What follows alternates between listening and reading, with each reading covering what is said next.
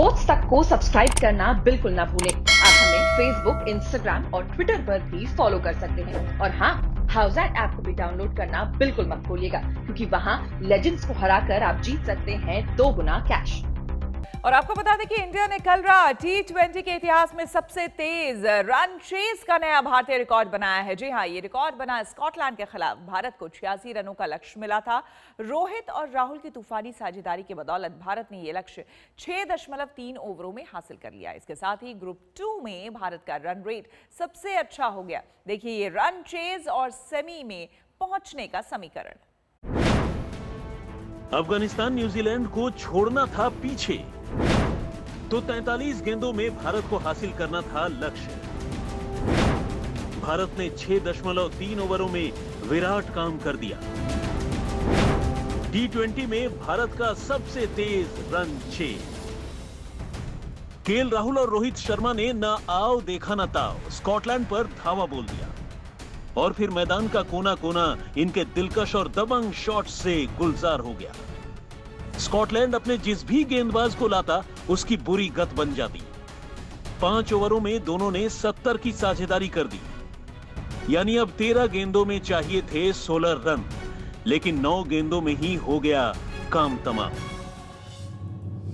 हां, कि पाकिस्तान पहले ही सेमीफाइनल में पहुंच चुका है, लेकिन भारत के दरवाजे भी खुल गए हैं। जरा नेट रन रेट पर गौर कीजिए। इस ग्रुप में सबसे धांसू नेट रन रेट भारत का ही है। पाकिस्तान, न्यूजीलैंड, अफगानिस्तान सब पीछे छूट गए। बर्थडे पर विराट ने इससे बेहतर तोहफे की उम्मीद नहीं की होगी। हां, पीछे मुड़कर देखने पर पाकिस्तान और न्यूजीलैंड के खिलाफ वो मुकाबले बहुत टीस देते हैं, लेकिन संभावनाओं के द्वार अपने दम पर खोल चुकी है ये टीम। अब भारत को आखिरी लीग मैच में नामीबिया को हराना, उससे पहले न्यूजीलैंड और अफगानिस्तान का मैच है। हिंदुस्तान दुआ करेगा कि उस मैच में न्यूजीलैंड को पटखनी मिले। चूंकि आखिरी लीग मैच भारत का है, इसलिए इस मैच की तरह ही भारत नेट रन रेट के लिए प्लान कर आगे बढ़ सकता है। अफगानिस्तान के खिलाफ 66 रनों की वो जीत जादू थी, तो 6.3 ओवरों में मिली ये जीत उससे भी ज्यादा दमदार है। इस जीत का सेहरा गेंदबाजों के सिर बंधता है। आज तक ब्यूरो। इससे पहले इंडिया की आंधी में उड़ गए स्कॉटलैंड की पारी। 17.4 ओवरों में भारतीय गेंदबाजों ने स्कॉटलैंड के सभी 10 विकेटों की दावत उड़ा दी।